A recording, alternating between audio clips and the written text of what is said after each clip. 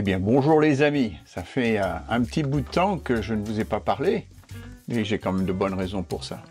Alors, je voulais faire une petite mise au point, parce que il n'y a pas grand-chose qui s'est passé sur la chaîne depuis septembre, mais j'ai eu des choses de vie qui se sont passées successivement, pas des choses mauvaises, mais ça m'a obligatoirement éloigné de l'établi pendant un petit bout de temps. Alors, en septembre, on avait décidé de changer la moquette de notre maison. Et comme c'est une maison à 2 étages, on a beaucoup de moquettes. Il a fallu pratiquement qu'on déménage toute la maison. Et puis, après ça, il a fallu la réaménager. Et on a décidé en même temps de faire un peu de triage de choses qu'on ne voulait plus garder, parce que dans moins d'un an, je vais partir à la retraite. Donc c'est un peu le moment de voir ce qui est utile à garder et à se débarrasser pratiquement. Alors ça, c'était la première chose qui a tout commencé. Alors, évidemment, ça a nécessité le démantèlement de l'établi, parce que, comme je disais, le déménagement était... le changement de moquette était comme le déménagement, donc tout a été mis en boîte pratiquement, quoi. Donc c'était impossible de faire la maquette jusqu'au mois de décembre, mi-décembre. Et là, je suis parti en formation. Je suis pilote de ligne par formation, de profession, pardon, et je viens de changer de type d'appareil. J'étais sur le Boeing 777, maintenant j'ai passé sur le Boeing 787, donc vers la fin décembre, j'ai dû aller en formation, ce qui m'a pris jusqu'à la mi-février. Vers la fin février, j'ai eu une intervention chirurgicale qui était prévue, rien de mauvais, c'était un remplacement de hanche qui s'est très très bien passé. Maintenant, je peux me balader beaucoup plus, donc c'est tout bon tout ça. Après l'intervention chirurgicale, j'ai commencé à remonter mon établi, mais en même temps aussi, je me suis un peu lancé dans l'impression 3D. Je trouve que c'est assez passionnant, intéressant, et il y a des tas de choses à faire. Donc j'ai beaucoup utilisé mes imprimantes pour me remonter mon établi. D'ailleurs, je vais vous faire une petite mise au point dessus. Alors, attendez. Voilà. Tout ce que vous voyez là, ça a été imprimé maison.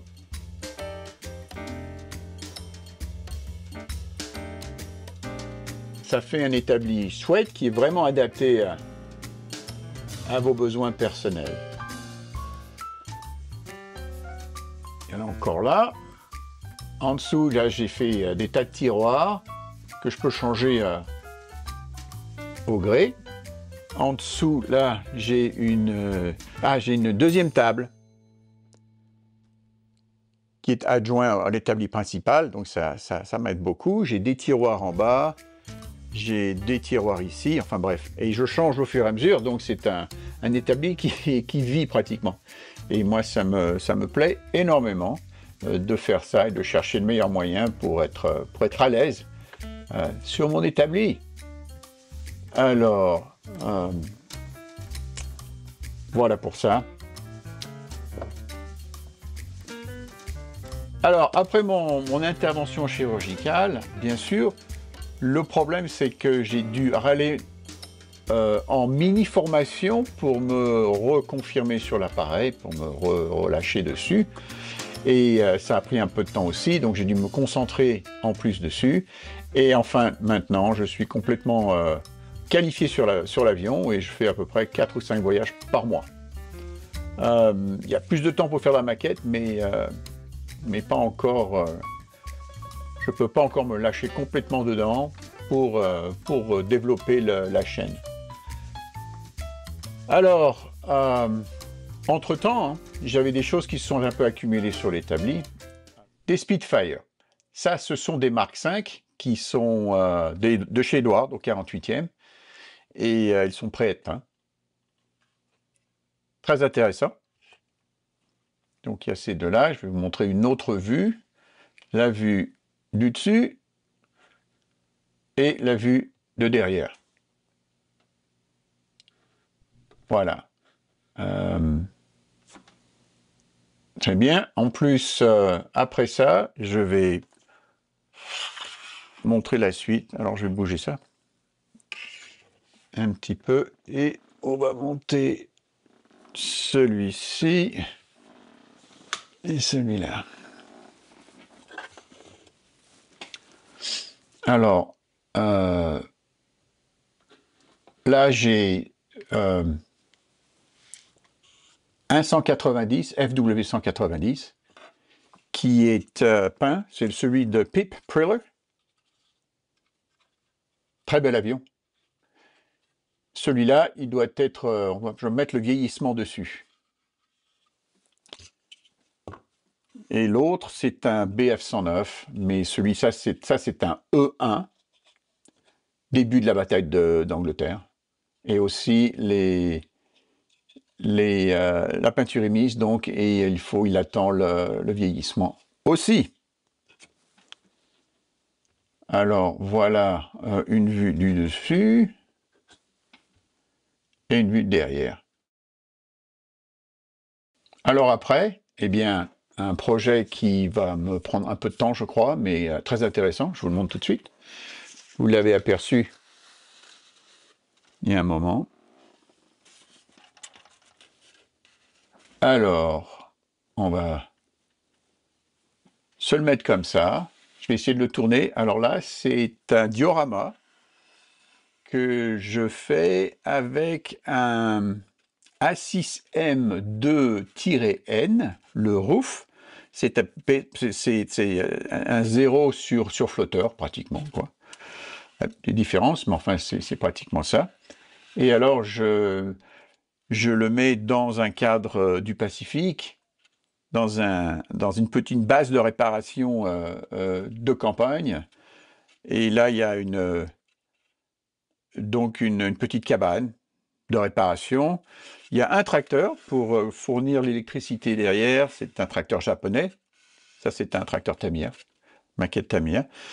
Et puis, l'avion lui-même, qui est de chez Edward, au 48e aussi. Et alors, une chose intéressante ici, le palmier.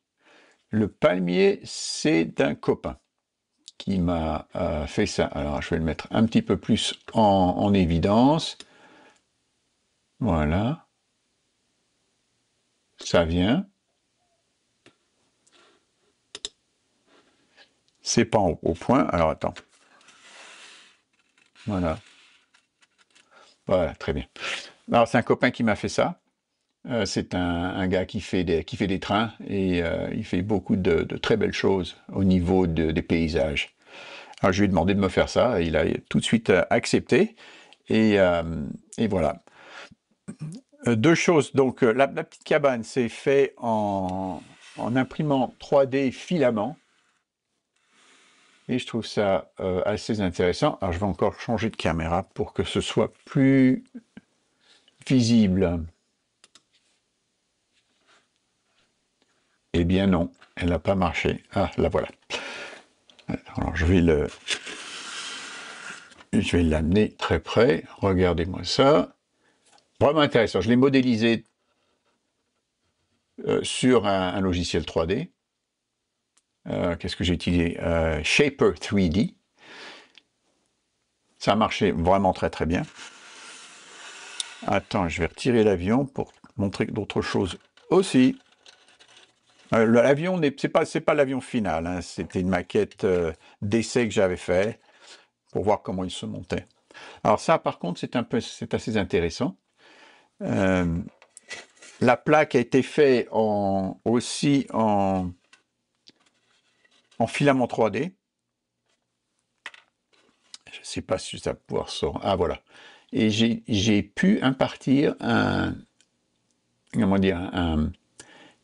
du béton usé, du béton au sol comme ça, avec des craquelures, des choses comme ça. Donc c'est vraiment très très intéressant.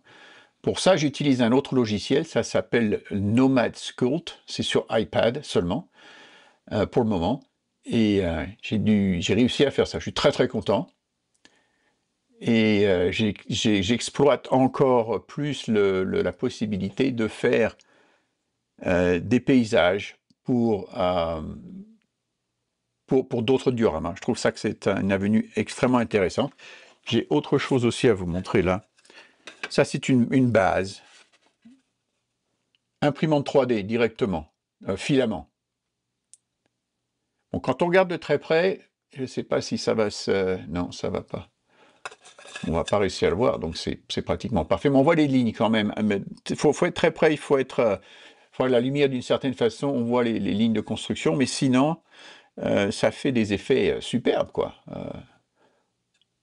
En 3D, à la demande, c'est vraiment impeccable. Pardon pour la caméra. Là. Et la dernière chose que j'ai faite, ça je l'ai modélisé sur Shaper 3D, c'est pour une grue pour changer le moteur du ROF, donc, qui se met un peu comme ça. Alors ça, c'est vraiment...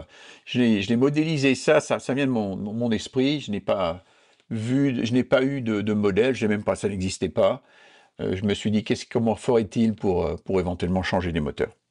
Alors voilà pour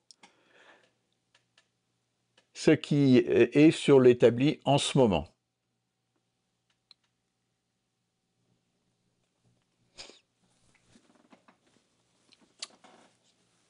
Voilà. Alors, je voulais aussi préciser quelque chose.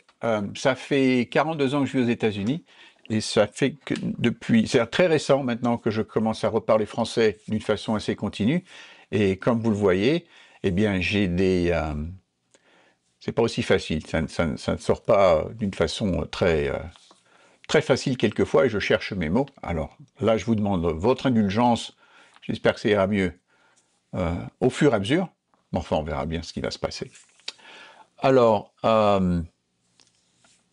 voyons voir. Oui, le futur de la chaîne. Ben, je vais essayer de la développer. Cette prochaine année, ça va être un peu, comment dire, il ne va pas se passer grand-chose, je pense. Sauf peut-être on va suivre ces projets ensemble. Donc, il y aura un petit peu de progrès, mais pas trop. Je pars en retraite au mois d'avril l'année prochaine. Et on va partir en France tout de suite pour chercher... on avait déjà fait des recherches et tout ça, mais ça n'avait pas abouti encore. Mais là, on va rechercher une maison pour pouvoir passer 6 mois de l'année en France et 6 mois de l'année en Arizona. Il fait chaud en Arizona l'été. L'idée, c'est d'aller en été en France et de passer l'hiver en Arizona, qui est absolument super. Donc, c'est le plan. Et donc, ça va me ralentir un peu pour le progrès de la chaîne. Mais sinon, qu'est-ce que je dois faire? J'ai oublié aussi de vous dire que le BF109 F4 de Hans-Joachim Marseille, c'est dans la boîte, toutes les vidéos ont été prises, et je dois trouver le temps et l'énergie et la motivation vraiment pour faire le montage vidéo. Le montage vidéo, ce n'est pas ma chose passionnante pour le moment. J'essaye de changer ça. Mais c'est pour ça aussi que ça a pris beaucoup de temps. La motivation a été très basse sur ça. Mais enfin, ça va se faire, je vous le promets. Alors, voilà ce que je vais faire pour le futur. Je vais utiliser ce petit studio maintenant. J'ai des caméras qui sont faciles à manier. Je peux pratiquement faire des directs assez facilement ou des styles de direct. C'est ce que j'aimerais exploiter pour que ce soit facile de poster des vidéos. Et on va faire ensemble alors les Spitfire, comme vous voyez là-bas. Attends, il faut que je vais enlever un peu ça.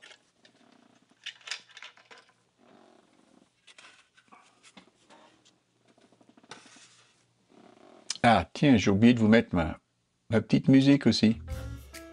Voilà. Ouais, ça. Je suis pas encore à l'aise avec cette nouvelle technologie. Alors, mes Spitfire.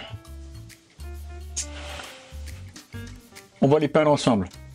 Il y a 2 livrées très différentes. Ce qui va qui va nous amener à faire des tas de techniques de masquage. Et ça va être vraiment passionnant, je trouve. Donc on va s'amuser avec ça.